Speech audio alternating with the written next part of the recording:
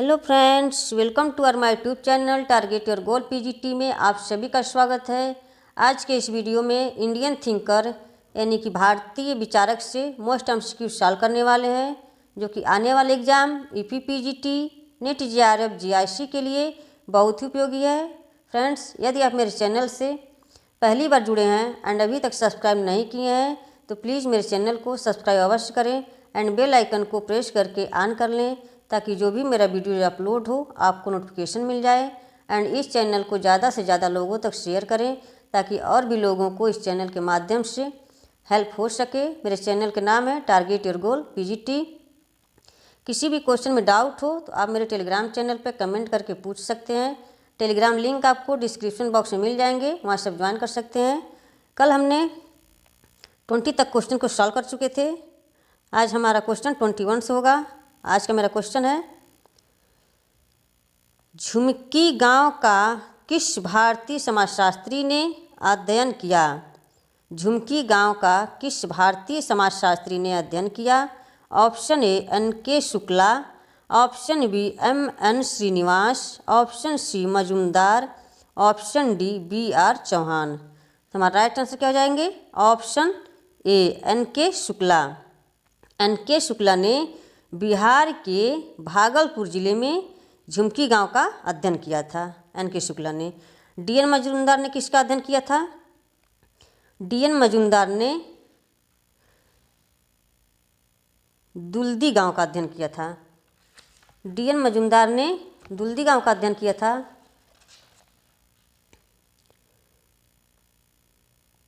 मोहना हुआ दुल्दी गांव का। मोहना व दुल्दी गांव। दुल्दी गांव का अध्ययन किया था। एम.एन. श्रीनिवास ने रामपुरा का अध्ययन किया था। एम.एन. श्रीनिवास ने रामपुरा का अध्ययन किया था। एम.एन. श्रीनिवास ने रामपुरा का।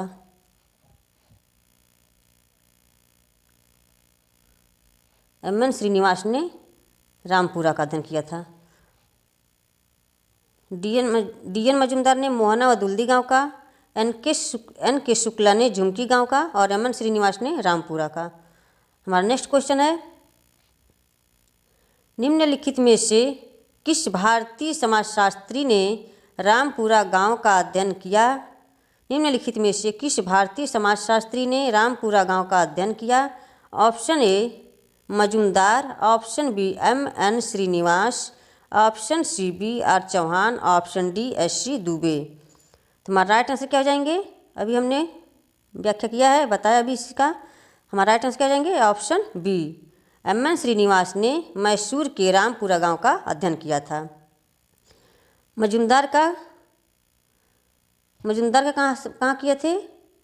ये मोहना व दुल्दी गांव का अध्ययन किए थे। एस.सी. दुबे ने समीरपेट गांव का। एस.सी. दुबे समीरपेट का अध्ययन किए थे। हमारा नेक्स्ट क्वेश्चन है,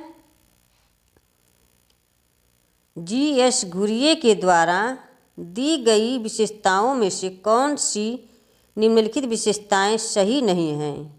ऑप्शन ए जाति परिषद, ऑप्शन बी श्रेणीबद्धता, ऑप्शन सी भोजन एवं सामाजिक व्यवहार पर प्रतिबंध, ऑप्शन डी अंतर्जातीय विवाह या जाति के बाहर विवाह। जी.एस. घुरिये ने जाति के आधार पर 6 प्रकार की विशेषताएं बताए हैं।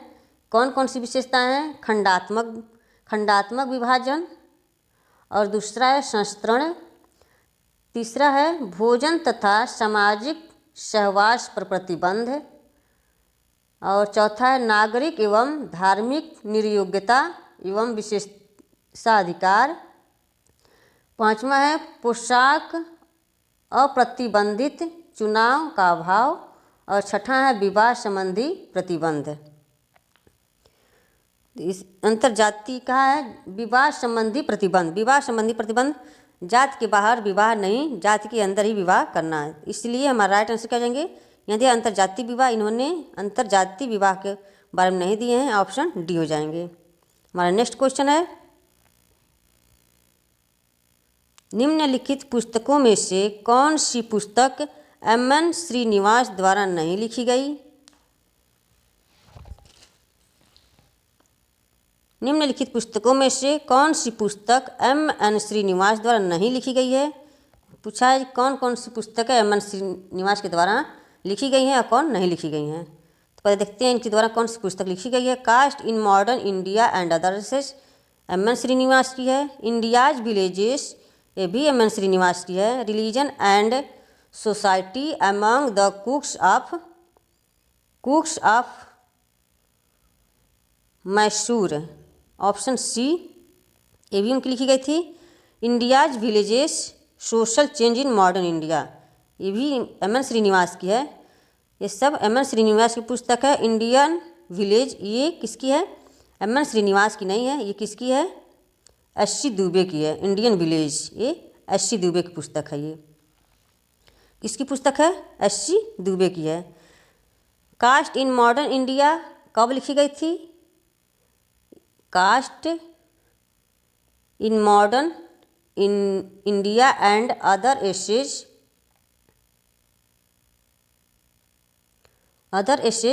ये कब लिखी गई थी इनकी पुस्तक। मॉडर्न इंडिया अदर एसेज 1962 में लिखी गई थी। ये 1962 में। इंडियाज विलेज 1955 में। Religion and society among the Coorgs of Mysore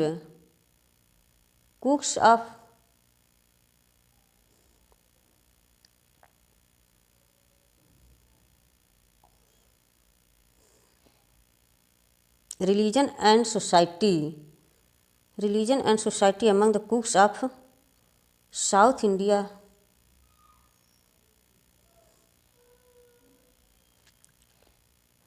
religion and society among the Coorgs of south India, यहाँ साउथ इंडिया होना चाहिए था। साउथ इंडिया ये कब लिखी गई थी, 1952 में। ये 1952 में लिखी गई थी, ये 1952 में। और Indian social change in modern India कब लिखी गई थी, ये 1966 में लिखी गई थी। ये 1966 में लिखी गई थी। इंडियन विलेज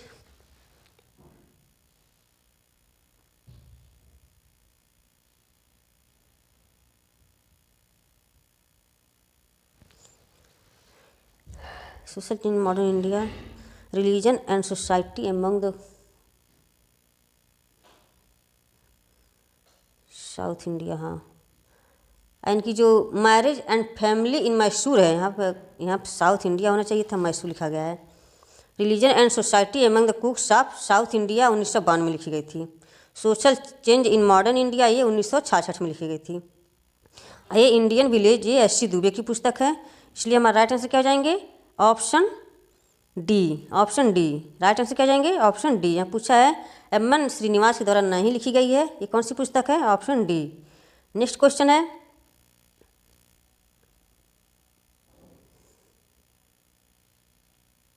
निम्नलिखित में से किसने भारतीय समाज के अध्ययन में द्वंद्वात्मक उपागम का उपयोग किया। निम्नलिखित में से किसने भारतीय समाज के अध्ययन में द्वंद्वात्मक उपागम का उपयोग किया। Option A M N. Srinivas, option B D P. Mukherjee, option C Andre Beteille, option D Y B. Damle. तो हमारा राइट आंसर क्या हो जाएंगे, option B D P. Mukherjee, option B. Next question है, किस भारतीय समाजशास्त्री ने सामाजिक संरचना और भारतीय समाज की मूल व्यवस्था पर कार्य किया।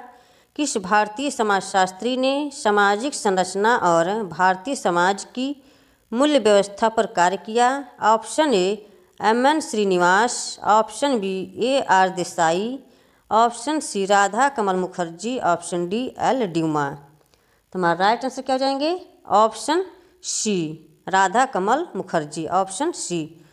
भारतीय समाज की मूल्य व्यवस्था पर कार्य किया था। सामाजिक संरचना और भारतीय समाज की मूल्य व्यवस्था पर कार्य किया था? ऑप्शन सी राधाकमल मुखर्जी ने। नेक्स्ट क्वेश्चन है, एम.एन. श्रीनिवास ने संस्कृतीकरण और पश्चिमीकरण की अवधारणाओं का प्रयोग डैश के कुछ विशेषताओं को समझाने के लिए किया है। एम.एन. श्रीनिवास ने संस्कृतीकरण और पश्चिमीकरण की अवधारणाओं का प्रयोग डैश के कुछ विशेषताओं को समझाने के लिए किया है। ऑप्शन ए आधुनिक भारत में सामाजिक परिवर्तन, ऑप्शन बी भारत में सामाजिक और राजनीतिक परिवर्तन, ऑप्शन सी भारत में सांस्कृतिक परिवर्तन, ऑप्शन डी भारत में धार्मिक, सांस्कृतिक और सामाजिक परिवर्तन, ऑप्शन ई भारत में वैचारिक परिवर्तन। तुम्हारा राइट आंसर क्या हो जाएंगे? ऑप्शन सी भारत में सांस्कृतिक परिवर्तन, ऑप्शन सी। नेक्स्ट क्वेश्चन है,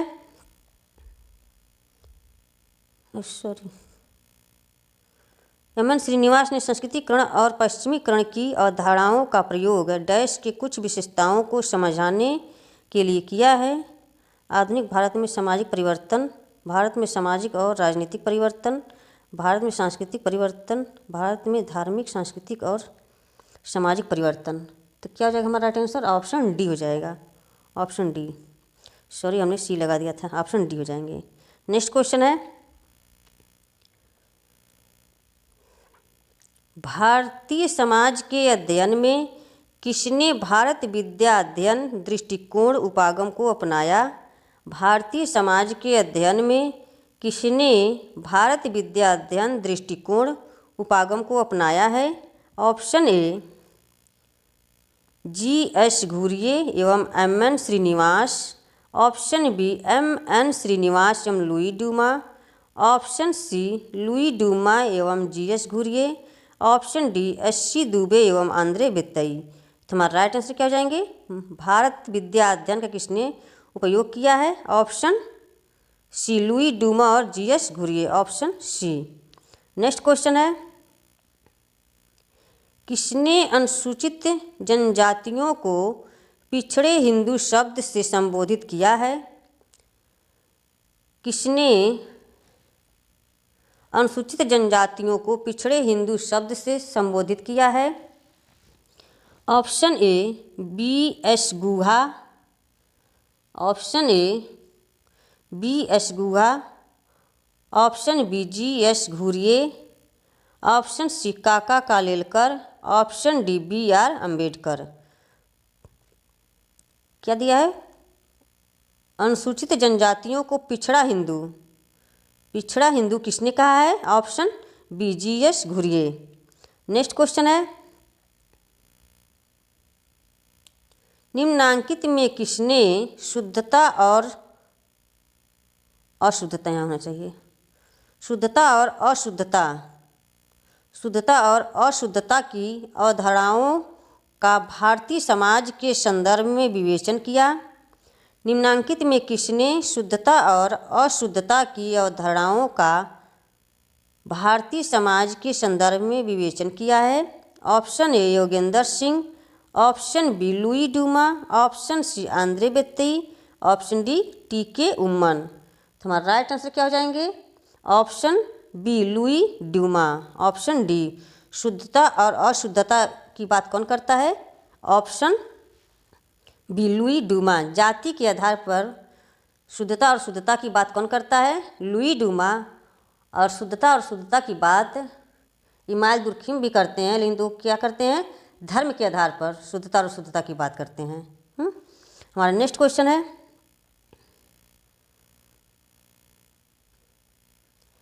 निम्नलिखित में से किसको आमतौर पर एक संरचनात्मक व्यवहारिकतावादी माना जाता है?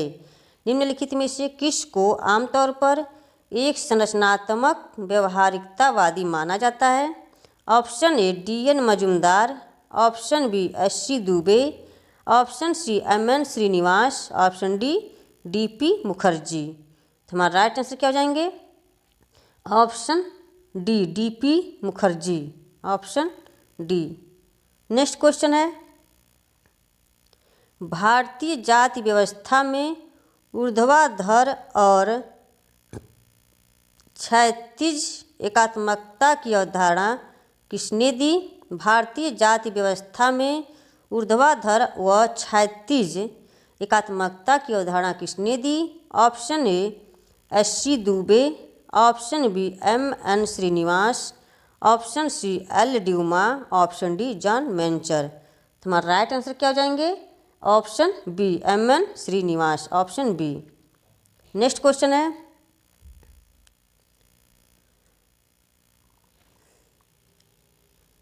A.R. देसाई की राष्ट्रवाद की परिभाषा प्रेरित है।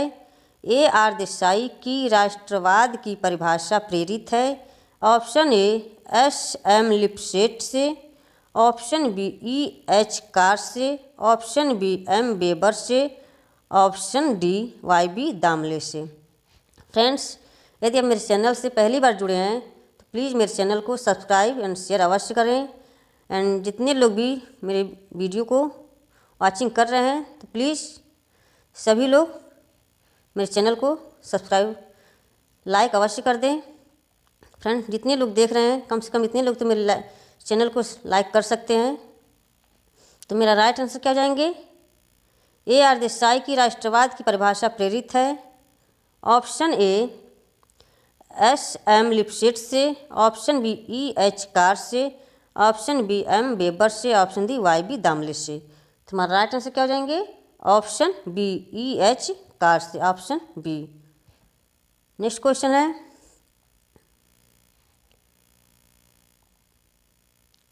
एस.सी. दुबे का मानना है कि भारत में भाषाई विविधता के कारण उत्पन्न होती है। एस.सी. दुबे का मानना है कि भारत में भाषाई विविधता के कारण उत्पन्न होती है। ऑप्शन ए सुचारू भाषा नियोजन, ऑप्शन बी सामूहिक पहचान और यहाँ तक कि संघर्ष, ऑप्शन सी संघर्ष, ऑप्शन डी देश की लोक भाषा। तुम्हारा राइट आंसर क्या हो जाएंगे? ऑप्शन बी सामूहिक पहचान और यहाँ तक कि संघर्ष, ऑप्शन बी। नेक्स्ट क्वेश्चन है,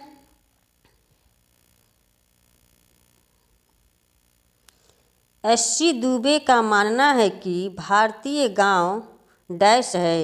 एस.सी. दुबे का मानना है कि भारतीय गांव डैश है। ऑप्शन ए एक स्वतः पूर्ण छोटा गणराज्य, ऑप्शन बी एक स्वतः पूर्ण छोटा गणराज्य नहीं, ऑप्शन सी भारतीय सामाजिक जीवन का बुनियादी पहलू, ऑप्शन डी पारंपरिक अधिकार स्थल। तुम्हारा राइट आंसर क्या हो जाएंगे? Option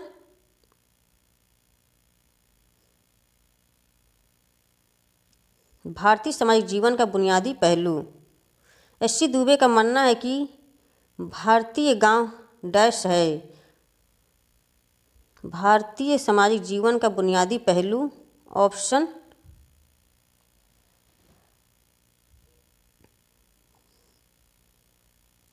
B.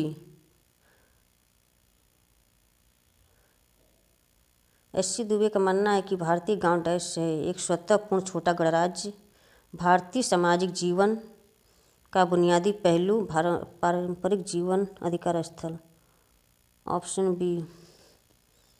Option B. Friends, इस क्वेश्चन में थोड़ा कन्फ्यूजन हो गया हमको। नेक्स्ट देखते हैं,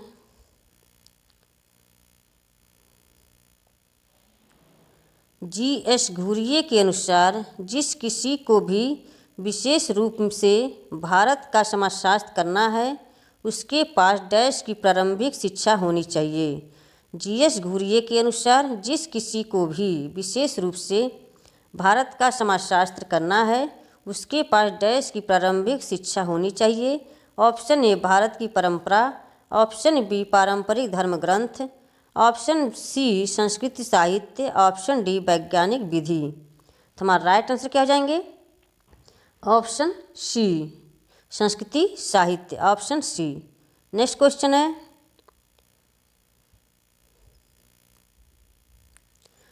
घुरिये के अनुसार जाति व्यवस्था की सामाजिक रूप से एक सही जानकारी के लिए हमें उन जातियों की किस रूप में पहचान करनी चाहिए? घुरिये के अनुसार जाति व्यवस्था की सामाजिक रूप से एक सही जानकारी के लिए हमें उन जातियों की किस रूप में पहचान करनी चाहिए? ऑप्शन ए हिंदू सामाजिक व्यवस्था के प्रतिबिंब, ऑप्शन बी जातियों के बदलते स्वरूप, ऑप्शन सी जातियों के आधुनिक स्वरूप, ऑप्शन डी वास्तविक जातियाँ। तुम्हारा राइट आंसर क्या हो जाएंगे? ऑप्शन डी वास्तविक जातियाँ, ऑप्शन डी। नेक्स्ट क्वेश्चन है,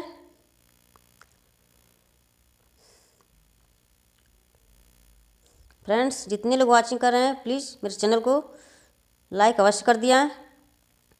निम्नलिखित में से किस भारतीय समाजशास्त्री का संबंध गाजियाबाद के रामपुर से संबंधित है? निम्नलिखित में से किस भारतीय समाजशास्त्री का संबंध गाजियाबाद के रामपुर से संबंधित है? Option A M.N. Srinivas, option B S.C. Dube, option C Oscar Lewis, option D S.C. Mayer. तुम्हारा राइट आंसर क्या हो जाएंगे? गाजियाबाद के रामपुरा से किसने अध्ययन किया है? Option C Oscar Lewis, option C. S.C. Dube ने कहाँ से किया था? समीरपेट से। M.N. श्रीनिवास ने रामपुरा से, मैसूर के रामपुरा से। ऑस्कर लेविस ने गाजियाबाद के रामपुरा से। S.C. मेयर कहाँ से किए थे? S.C. मेयर रामखेड़ी गांव, S.C. मेयर का रामखेड़ी गांव, रामखेड़ी गांव।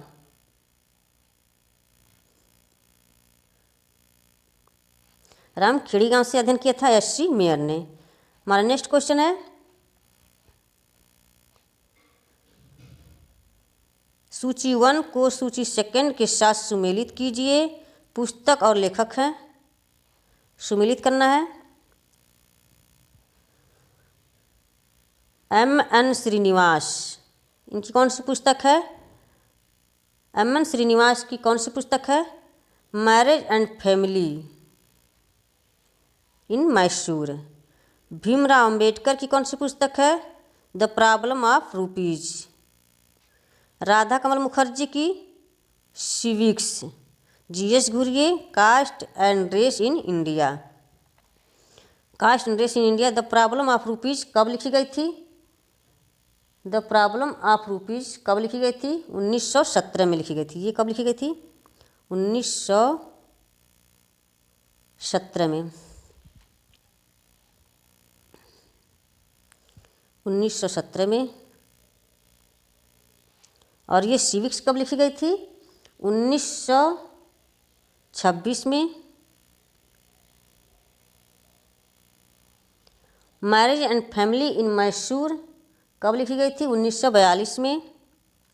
ये 1942 में लिखी गई थी। Caste in race in India ये 1932 में, 1932 में लिखी गई थी। The problem of rupees 1917, civics 1926, marriage and family in Mysore 1942, caste in race in India ये 1932 में। M.N. श्रीनिवास की marriage and family in Mysore, Bhimrao Ambedkar की the problem of rupees, Radha Kamal Mukherjee civics, G.S. Ghurye caste and race in India. तो कहा जाएगा 3124, 3124 देखते हैं, 3124 ऑप्शन ए में हो जाएगा। हमारा नेक्स्ट क्वेश्चन है, आज का फर्स्ट एंड लास्ट क्वेश्चन है। फ्रेंड्स जितने लोग भी मेरे वीडियो को वाचिंग कर रहे हैं प्लीज़ मेरे वीडियो को लाइक शेयर और सब्सक्राइब अवश्य कर दें। कौन सा सुमेलित नहीं है? The Kumar Indian village, the Kumar Indian village किसकी पुस्तक है? ये द कमार इंडियन विलेज किसकी है? ये S.C. दुबे की है, S.C. दुबे की।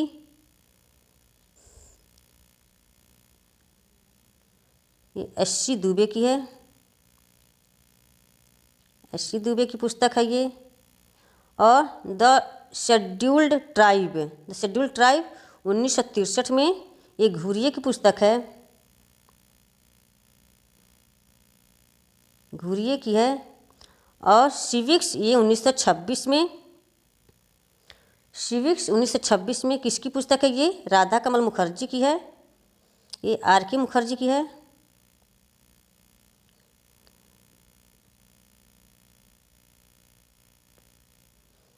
Indian working class, Indian working class ये किसकी है? ये भी राधा कमल मुखर्जी की है, ये भी इन्हीं की पुस्तक है। ये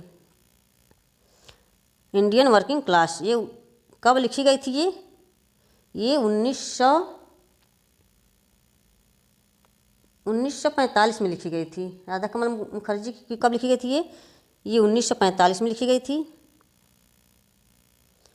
ये Indian working class Radha Kamal Mukherjee की पुस्तक है, ये 1945 में लिखी गई थी, 1929 में नहीं लिखी गई थी। इसलिए हमारा राइट आंसर क्या हो जाएंगे? ऑप्शन डी हो जाएंगे। 1929 में कौन सी पुस्तक लिखी गई थी? ये भी man and his habitation, man and his habitation ये भी राधा कमल मुखर्जी की पुस्तक है जो लिखी गई थी 1929 में। Man and his habitation, option D हो जाएगा। इंडियन वर्किंग क्लास ये 1945 में लिखी गई थी, इसलिए हमारा राइट आंसर क्या जाएंगे? ऑप्शन डी हो जाएंगे। तो फ्रेंड्स, आज का मेरा फर्स्ट एंड लास्ट क्वेश्चन था ये। आज का मेरा वीडियो कैसा लगा कमेंट बॉक्स में कमेंट करके अवश्य बताएं। तो अपने वीडियो को यहीं समाप्त करते हैं। Okay, bye bye, thanks for watching video, take care. इसी तरह आप अपने लक्ष्य की तरफ आगे बढ़ते रहें, अपना और अपने परिवार का ख्याल रखें। किसी भी क्वेश्चन में डाउट हो तो आप मेरे टेलीग्राम चैनल पर कमेंट करके पूछ सकते हैं। Okay, bye bye, thanks for watching video, take care, bye bye.